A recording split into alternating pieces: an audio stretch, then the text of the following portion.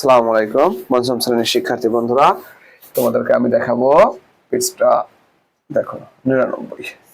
এখানেকার একে দেখো 3টা অঙ্ক আছে।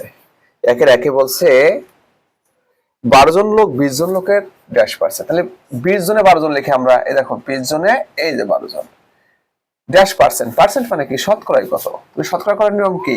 গুণন 100 গুণন 1/100। তাহলে দেখো 20 একে 20, 5 20 100, তাহলে 5 12 60। দেখো কত হবে? 60%। ওকে, তারপরে আমরা দেখো এখানকার দুইয়ে কি বলছে। দুইয়ে বলেছে যে 300 টাকার 150%। দেখো 300 টাকা এর 150 মানে কি?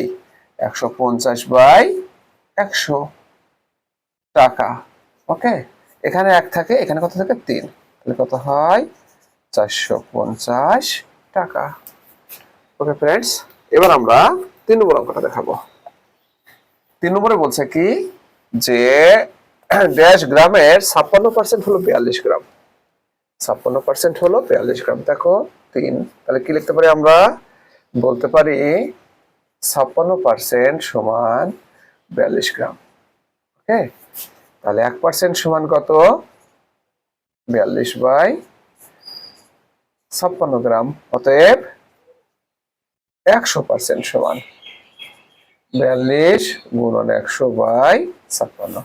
তাহলে কাটাকাটি করো কত দিয়ে? 7 দিয়ে। দেখো 6 7 42, 7 8 56। আবার কাটে দেখো 3, আর এখানে কত হয়? 4। এই দেখো 4 একে 4, 4 25 100 সমান 75 গ্রাম। ওকে ফ্রেন্ডস, তো আমরা নেক্সট 2 নম্বর অঙ্কটা কি বলছে দেখো।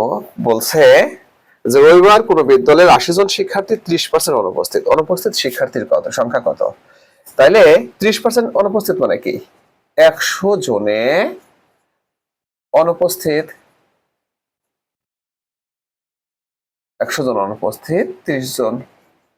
ওকে, তাহলে অতএব 1 জন অনুপস্থিত কত? 30/100 জন। আমাদের শিক্ষার্থী কত? 80 জন। অতএব 80 জন অনুপস্থিত 30 গুণন 80/100 জন। তো ফ্রেন্ডস, এখান থেকে একটা শূন্য কাটলে 8 থাকে, এখানে কত থাকে? 10 থাকে, এখানে একটা শূন্য কাটলে 1, এখানে থাকে 3, তাহলে 3 8 24 জন। তাহলে উপস্থিত শিক্ষার্থী কত? লেখো উপস্থিত শিক্ষার্থী কত? 80 বিয়োগ 24 জন সমান কত হবে? 56 জন। ওকে ওকে ফ্রেন্ডস, তারপরে আমরা দেখাবো 3 নম্বর অঙ্কটা। দেখো এখানে কি বলছে? হোসেন 2500 টাকা আয়, 2500 টাকা আর ব্যয় কত? 1750 টাকা। 3 এর আবার 1 আছে, 3 এর 1। কে খাবার কেনায় কত টাকা ব্যয় করে? তাহলে আমি লিখতে পারি হোসেন 2500 টাকায় ব্যয় করে 1750 টাকা। ওকে, হোসেন 1 টাকায় ব্যয় করে 1750/2500 টাকা। হোসেন কত? 100 টাকায় ব্যয় করে 1750 গুণ 100/25 টাকা। তাহলে দেখো এখানে 2 শূন্য কাটে 1, এখানে 2 শূন্য কাটো, তাহলে কত হবে? 25। 25 দিয়ে ভাগ দাও, কত হবে? 70, অর্থাৎ 70 টাকা বা 70%। এটা হোসেন ব্যয় করে। আর কে আছে? শামীম। শামীম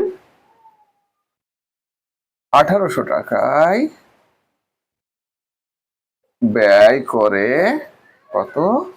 তোমার 1440 টাকা। 1440 টাকা।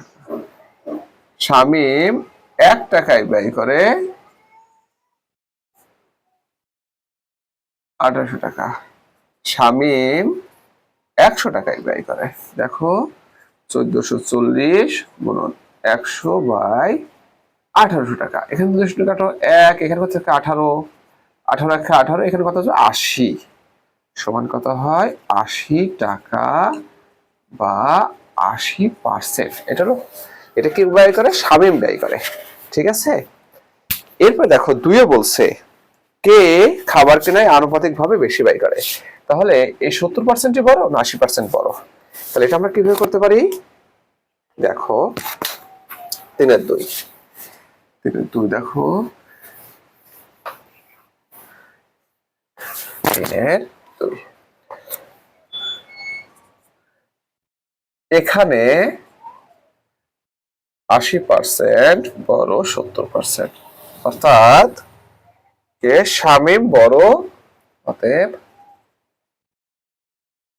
শামীম বড় হোসেন। অতএব কি সিদ্ধান্ত আসতে পারি আমরা?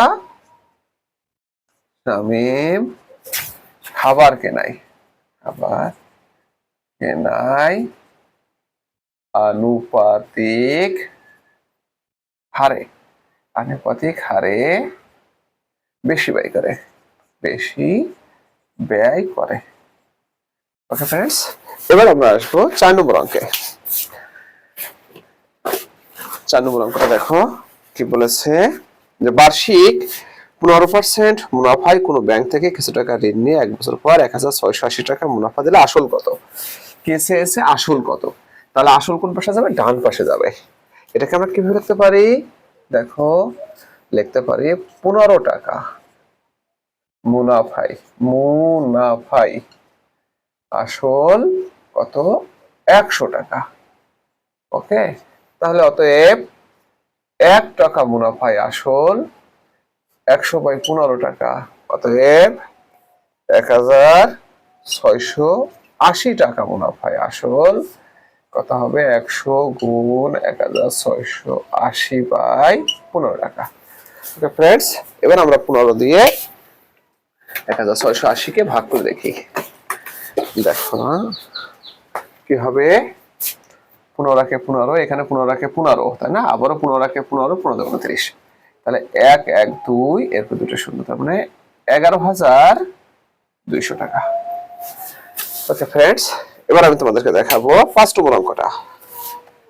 5 নম্বরে কি বলেছে, যে 8% মুনাফায় 15,000 টাকা ঋণ নেওয়ার পর পুরো 5 বছর পর কত টাকা পরিশোধ করতে হবে? আসলে পরিশোধের নিয়ম কি?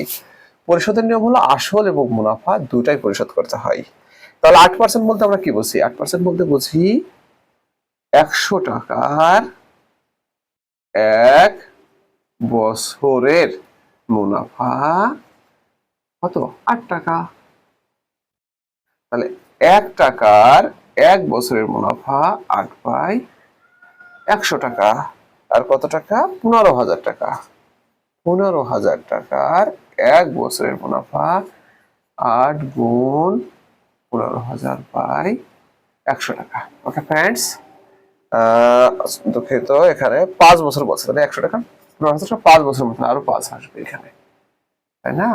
দেখো এখানে কাটো, এখানে কত থাকে? 150, তাহলে গুণ করলে কত হয়? 6,000 টাকা। ওকে, আমরা লিখতে পারি অতএব পরিশোধ করতে হবে,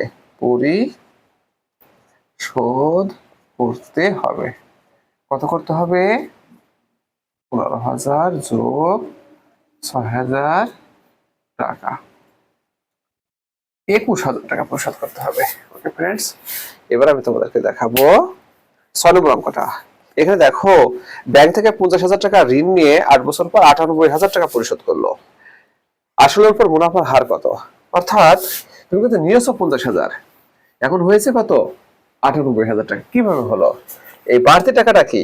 নিশ্চয়ই মুনাফা, তাই না? তাহলে কি বলতে পারি? 8 বছরের মুনাফা কত হবে? 98,000 বিয়োগ 50,000 টাকা, তাহলে কত হয়? 48,000 টাকা। এখন লক্ষ্য করো 8 বছরের যে মুনাফা, 1 বছরে কত? অতএব 1 বছরের মুনাফা 48,000 ভাগ 8, 8 ভাগের 1 ভাগ হবে, তাই না? 6,000 টাকা। এখন দেখো আমরা লিখতে পারি কি, 50,000 টাকার 1 বছরের মুনাফা ৬,০০০ টাকা। ওকে, লিখতে পারি অতএব ১ টাকার ১ বছরের মুনাফা ৬,০০০ বাই ৫০,০০০ টাকা। অতএব ১০০ টাকা। ১০০ টাকার আসলে মুনাফার হার বলতে আমরা কি বুঝি? মুনাফার হার বলতে আমরা বুঝি ১০০ টাকার ১ বছরের মুনাফা কত। তাহলে ১০০ টাকার ১ বছর বের করে আমরা ৬,০০০ গুণন ১০০ বাই ৫০,০০০ টাকা।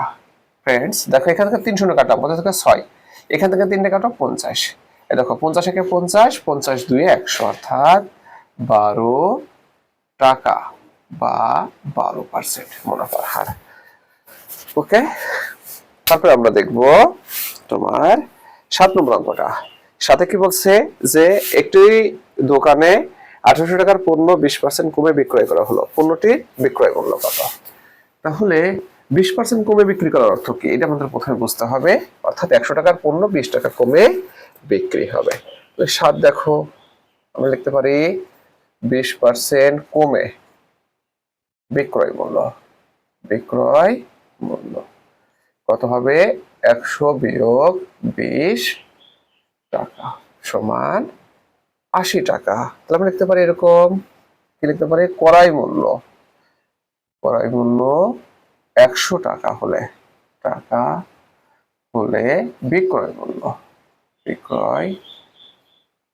মূল্য ৮০ টাকা। ওকে, তাহলে ক্রয় মূল্য ১ টাকা হলে বিক্রয় মূল্য ৮০ বাই ১০০ টাকা। আর ক্রয় মূল্য ১,৮০০ টাকা হলে বিক্রয় মূল্য কত হবে? ৮০ গুণ ১,৮০০ বাই ১০০ টাকা। দেখো এখানে ১ থাকে, এখানে পারলে ১৮ থাকে। ১৮ ৮০ গুণ করলে কত হয়? ১৪৪০ টাকা। অর্থাৎ দ্রব্যটির বিক্রয় মূল্য ১৪৪০ টাকা। বলটা দেখো, একজন বিক্রেতা কৃষকের কাছ থেকে এক ঝুড়ি সবজি ৪০% লাভে ৬,৩০০ টাকায় বিক্রয় করলো। সবজির ক্রয় মূল্য কত? তার মানে এখানে ৪০% লাভে বিক্রি করছে, তাই না? তাহলে আমরা কিভাবে করব? লাভ অর্থ যোগ হবে ৮। তাহলে আমরা লিখতে পারি ৪০% লাভে বিক্রয় মূল্য, বিক্রয় মূল্য ১০০ যোগ ৪০ টাকা সমান ১৪০ টাকা, তাই না? এখানে আমাদের ক্রয় মূল্য চেয়েছে, তাহলে আমরা লিখবো এরকম, বিক্রয় মূল্য ১৪০ টাকা হলে ১৪০ টাকা হলে ক্রয় মূল্য কত? ১০০ টাকা। তারপরে কি? বিক্রয় মূল্য ১ টাকা হলে ক্রয় মূল্য ১০০ বাই ১৪০ টাকা। আর বিক্রয় মূল্য কত? ৬,৩০০। ৬,৩০০ টাকা হলে ক্রয় মূল্য হবে কত? ১০০ গুণ ৬,৩০০ বাই ১৪০ টাকা। ওকে ফ্রেন্ডস, এবার আমরা দেখো এখানে কত থাকে? ১০। এখানে কাটলে একটা শূন্য কাটলে কত থাকে? ১৪। ১৪ তে আমরা ৬,৩০০ ভাগ দেই। ৬,৩০০ কে ১৪ দিয়ে ভাগ দেই, তাহলে কত বার যাবে? ৪ বার যাবে, তাই না? ৪ ১৪ ৫৬। কত থাকে? ৬ আছে কত হলে? ৭। আমি শূন্য কেটে নিয়ে আসলাম, তাহলে ৫ ১৪ ৭০। ওকে, এই শূন্য নিয়ে আসলাম, ০ কে ০। অর্থাৎ ৪৫০ বার ১, এটা ৪৫০, ৪ ৫ ০। গুণ করলে কত হয়? ৪,৫০০ টাকা। তো এটাই আমাদের কি ক্রয় মূল্য। তো বন্ধুরা, সবাইকে অসংখ্য ধন্যবাদ এই ক্লাসে অংশগ্রহণ করার জন্য।